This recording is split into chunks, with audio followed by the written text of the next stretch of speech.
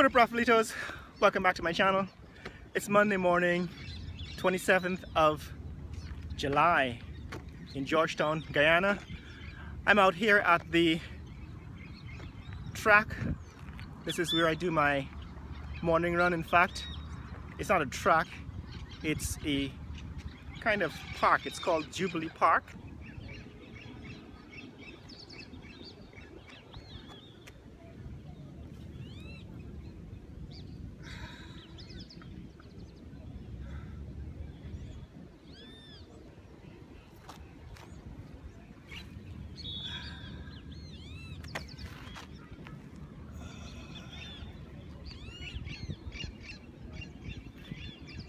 I don't usually stretch, so this is where I do my morning run.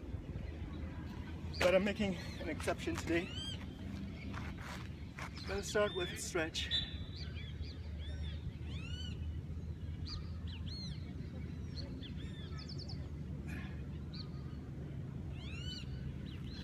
It was built as a venue for political events and so on. So there are all these wooden stands. So this is where they have the Independence Day events and political rallies and so on. But I want to talk a little bit about what's happening in Guyana during this COVID-19 and political stalemate, because I think a lot of people who live abroad, a lot of foreign Guyanese and international people, don't really understand the context and the reality of Guyana. And so people are talking about civil war and all that stuff. None of that is happening in Guyana. This is still a peaceful country, and as far as I'm concerned, there's not going to be no civil war in Guyana over politicians. Nobody's fighting over Jadeo and Granger in this country. Nobody's going to give their lives for these people. But this is a very important time, and I've always promised to do a kind of orientation session for my Guyanese who live abroad, because it's become clear to me that most people, including Guyanese who left here a long time ago, don't really understand Guyana in the 21st century. So let me point out some contrasts between, say, Guyana and the US and Canada that you might have overlooked. Number one, Guyana is still a analog country, right? We're not really a digital country, we're an analog country. Things still go by paper, people still pay with cash, and everything moves slowly. So for Guyanese to wait 3, 4, 5, 6 months for the outcome of general elections is really not a stretch. We're accustomed to things moving very, very slowly. In America, you want to know who the winner is the very day of the election, before midnight. You want to know the result by next morning. You want to declare a winner within 24 hours. And so I've had Guyanese abroad since the election day, March 2nd, 2020, pressuring folk to release results, to release the count, what is the update, and we're here sitting and saying, are these people nuts? Are you crazy? Elections in Guyana on a good cycle takes 2 weeks. It takes 2 weeks for us to get a winner, because there's usually a preliminary count which you get within, say, 3 or 4 days, within 7 days, and then all the ballot boxes have to be brought in from all the various locations, more than 400 or so locations, and then counted centrally, and that takes 2 weeks. So you don't really get a final count until 2 weeks on a good election cycle. So what happens in an election cycle such as this one, when there's a tie? Like I said before, there's a statistical tie, and the reason why there's a statistical tie is because the two parties, the leading parties, are separated by a narrow, very narrow margin that is within the error, right? Within the error in this election cycle. So what is the error? The error is the number of votes that had to be excluded or not counted for various reasons. And in this case, the reasons are legitimate, and when you add them up, there are more than 15,000 votes that had to be excluded, either because there was a signature where there should not have been a signature, or there was no signature where there should have been a signature, or the box in which the votes were placed had missing information and so on. So that is the reality. And so all the court cases and the fights, arguments going on in courts have to do with the validity of the election results based on the fact that the margin of victory for either party is so narrow. Remember, there was a declaration of victory for one party before the recount, and now there's seems to be trying to forestall the declaration of victory of another party.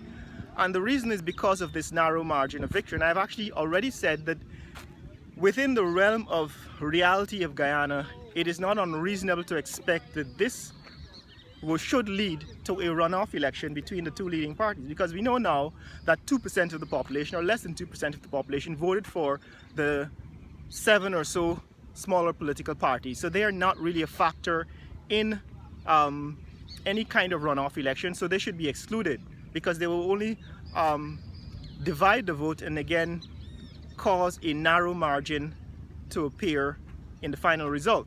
So the final resolution to this problem will have to be a runoff election between the PPPC and the APNU-AFC, right? That is the only outcome that will lead to progress, because if a winner is declared at this stage, if either party wins, half of the country will not accept that victory, and so the next 5 years will be filled with sabotage and arson and all the ugliness that has happened in Guyanese politics, right? I've already stated my case. I already don't want to see the PPPC in power, because they were in power for 23 years and there was very little progress, but I was dissatisfied with the progress under the APNUFC, but only 2 years. They only had 2 years to do that before the government was overthrown in a no confidence vote. So it is reasonable to expect that they should have had the full 5-year term in office, but ideally for me, I want to see a divided parliament. I want to see some of the small parties in government, so that additional voices can be brought to the table.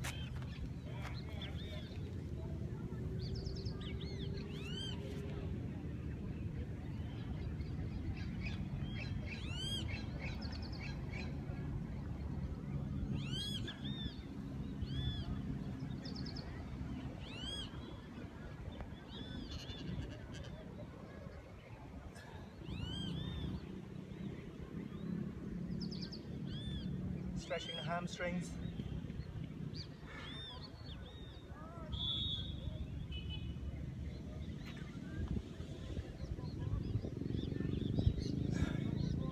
Stretching the upper body, the back, the pectoral muscles.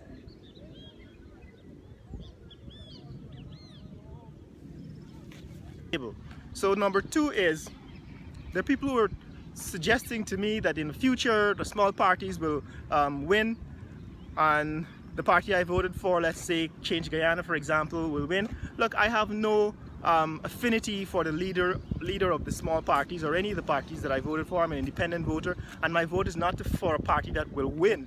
So the thing you have to understand in Guyanese politics is that race might be significant to an older generation that has passed on those traditions to their kids, but there's a segment of the population that are independent, academic and intellectual thinkers who understand that the only way to break the cycle of winner-takes-all politics is to have more voices sitting in there, divide up the votes. So I'm not voting for a winner when I vote for a small party. I'm actually voting for a divided parliament, so that there are other voices in parliament, so that somebody else can step in and say break a deadlock between these two behemoths who have had this country in a stranglehold for the past 50 years, right?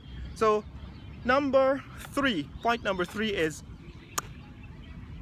we are in Guyana, we live a lot closer to the earth, to the ground, to nature than people in, say, big cities in America, in Toronto and New York and London and Los Angeles.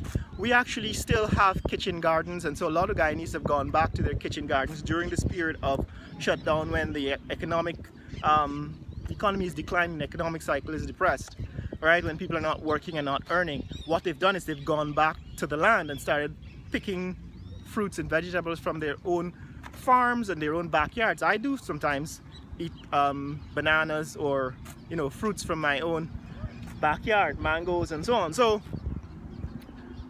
number two, the reorientation that you need is to understand is that Guyanese are actually in a better position to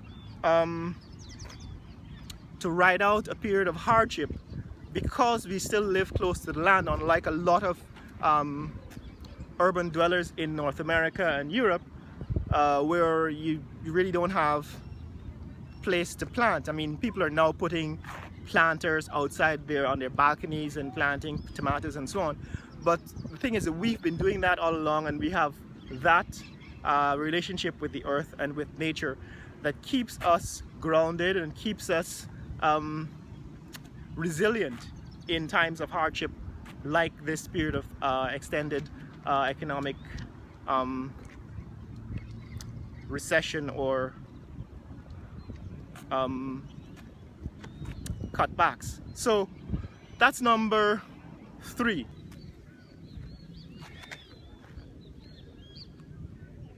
And stretching the quads, the quadriceps.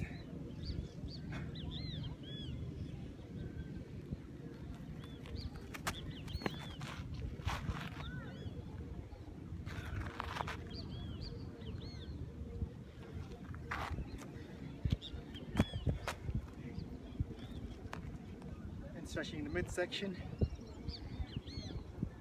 and the back, abdomen, and the pecs.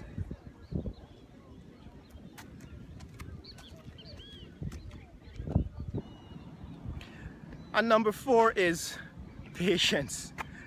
Guyanese are patient people. We have a lot more patience. We're not an instant society, like I said at the start of this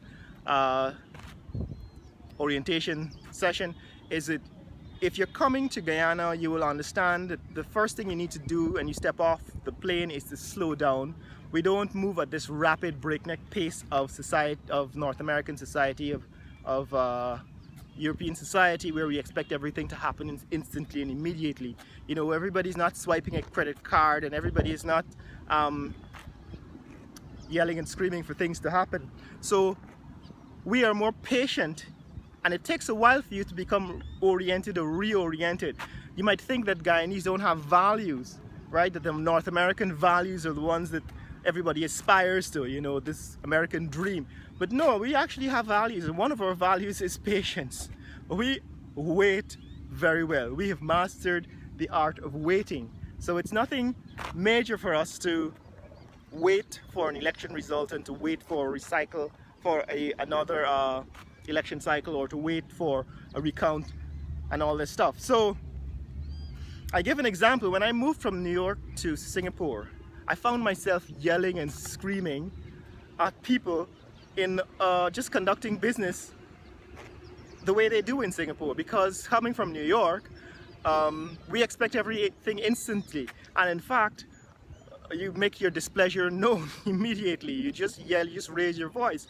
So I ended up having to tone it back in Singapore, because I found myself at StarHub, this is the place where I got my first cell phone plan, yelling at the customer service for giving me a bad iPhone, when in fact everybody around me is looking at me as quizzical and wondering, who is this guy, who is this crazy black guy, right? Behaving badly. And after about 4 or 5 months in Singapore, I realized that this is behavior that belongs to New York and should stay in New York.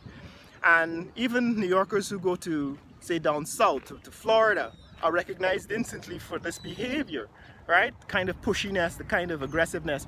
And this is what I'm trying to point out, is that you need to reorient yourself when you come to Guyana, because this is not a value in Guyana. We're not pushy and angry and aggressive and demanding the way the normal New Yorker behaves.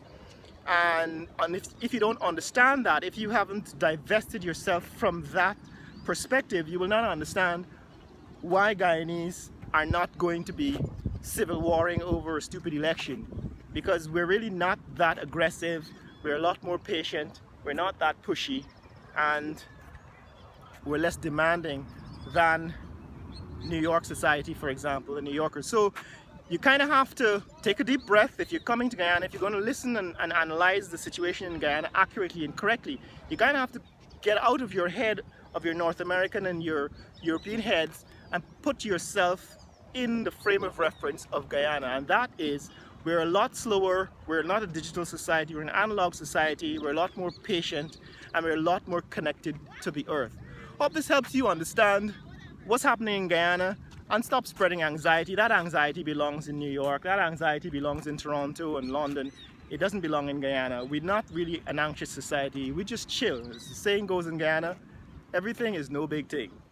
Hope this helps you understand what's happening. In the comments below, let me know what you think about what's happening in Guyana and this election cycle.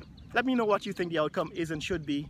And share this video with friends and family around the world. Let them know what's happening in Georgetown, Guyana. Later!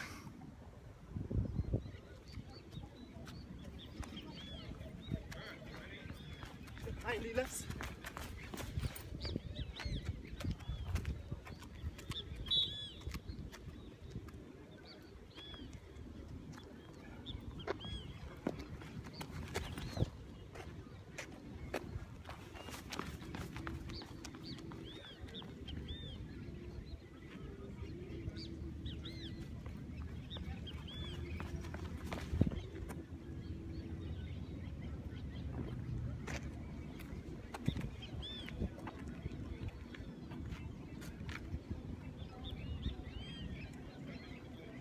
And then some sprints. Let's do these sprints.